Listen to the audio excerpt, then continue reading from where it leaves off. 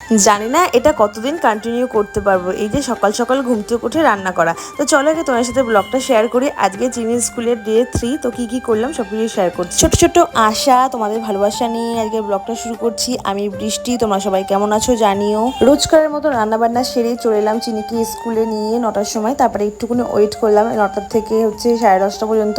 তারপরে যে আমার চিনির কিন্তু স্কুল ছুটি হয়ে গেছে। আর জানো তো চিনি যখন স্কুল ছুটি হওয়ার পর ওই যে লাইনে দাঁড়িয়ে থাকে না, আমার না দেখে মনে হয় কি কত বড় হয়ে গেছে, মানে কত বুঝে গেছে।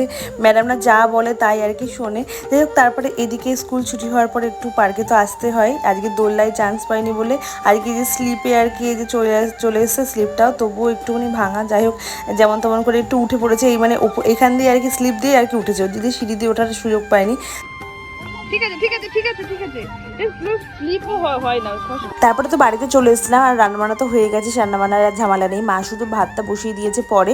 তো তারপরে এদিকে আমি দেখো বেডশিটটা আর কি 2 দিন ধরে চেঞ্জ করবো ভাবছি, চেঞ্জ করা হচ্ছে না। আজকে দেখো একটু টাইম পেলাম, ওর জন্য চেঞ্জ করলাম। কিন্তু অবশ্যই এই টাইমটা আমার ফ্রি হয়, কিন্তু বাড়িতে এসে আর শরীরটা একদম দেয় না, জানো তো এই গরমের মধ্যে মনে কি ফ্যানের তলায় আর কি বসে থাকি, একদম উঠতে ইচ্ছা হয় না। তারপরে দেখো ভালো করে একটু বেডশিটটা চেঞ্জ করে নিয়েছি। তারপরে চিনি আর কি যেহেতু পড়া আছে 5:30টার থেকে, ওর জন্য দেখো পড়তে চলে গেল চিনি। তারপর পড়তে থেকে এসে এখন কান্নাকাটি শুরু হয়ে গেছে, ও এখন পিপি বাড়ি যাবে, ওর জন্য।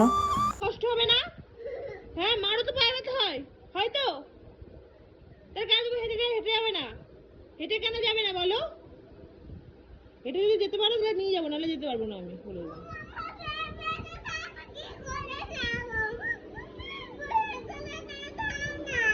আমার পায়ে ব্যথা না, আমারও তো পায়ে ব্যথা। আমার পায়ে ব্যথা না কি?